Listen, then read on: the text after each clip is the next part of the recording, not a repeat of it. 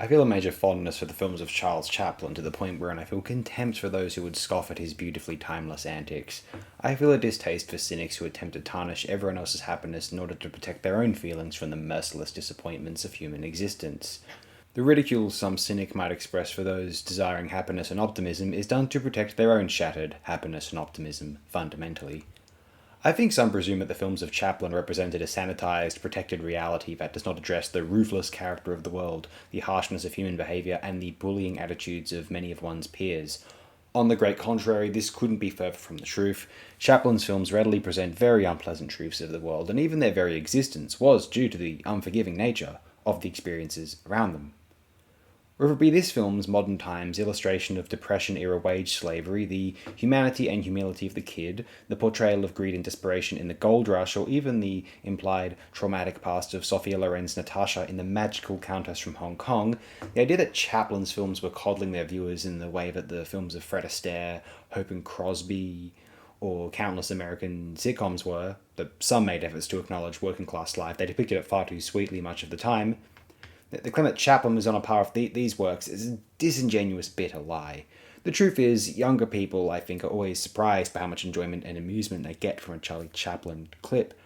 I distinctly remember being in a music class in high school. I was in year 8, and for whatever reason the teacher brought up a Charlie Chaplin clip on YouTube, the boxing scene from City Lights, perhaps to demonstrate how prominent a score was because no dialogue was employed otherwise.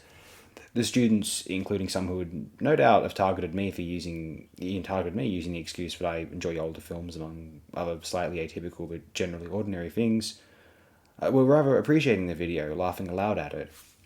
I actually wasn't even familiar with Chaplin's films at the time. I of course knew of them but had never seen one.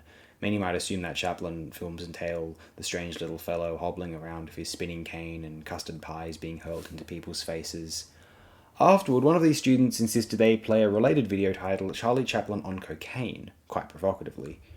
Of course, while this depicts a famous scene from the film Modern Times, our assumption is that it is someone's snarky edit, one of many ridiculing uploads wherein someone attempts to make a mockery of some older media, expressing more commonality with his supposedly scorned subject Chaplin than they might ever realize. Again, they found themselves thoroughly appreciating the scene of Charlie Chaplin, sure enough, accidentally ingesting cocaine. It is a slapstick tour de force without a question. Modern Times is one of my favourites of the Chaplin features, expressing his social consciousness without relying on sanctimonious pomposity as he had during his banal ivory tower great dictator speech. He really was better when he was quiet, wasn't he? Even his otherwise superb Monsieur Verdot is injured by that totally baffling appeal to moral inconsistency his title character delivers at the end. I don't dislike the talky pictures Chaplin directed. Limelight is a fairly humble venture, which is marred for me by Chaplin's less sympathetic traits being public knowledge, as everything is now via the internet. And it was then, and it was a scandal then, and far more relevant than the other more overpowering scandal Chaplin was subject to in the sound era.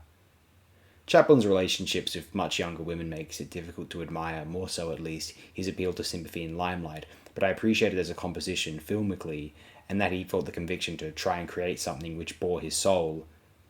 I can't help but feel he depicts himself as too much of a martyr, though, frankly. And it's better than that nonsense, poor me slog King of New York, one of Chaplin's least impressive features. The wailing actors of the HUAC era have overshadowed the cruelty shown to labour leaders and union figures around the same time, who had nowhere for sympathetic rich friends as recourse, or the poor men in the military and government whose alleged homosexuality was used as blackmail against them, leading to a loss of employment, social ruination, and in some cases, suicide. But oh no, a bunch of actors couldn't be fucked going back to the theatre, poor them. Fortunately, he delivered a swan song masterpiece in Countess, which I will go out on a limb and claim is the absolute finest talkie he directed. I don't care for Dictator, appreciate Verdot and Limelight, dismiss King of New York, and adore Countess from Hong Kong. Here I am, criticising Chaplin when I was admonishing the prospect just earlier in this piece. Modern Times is a classic. If you take away nothing else from this upload, do take that away. Anyone not yet familiar with Chaplin might find themselves enjoying Modern Times far more than they might initially expect to.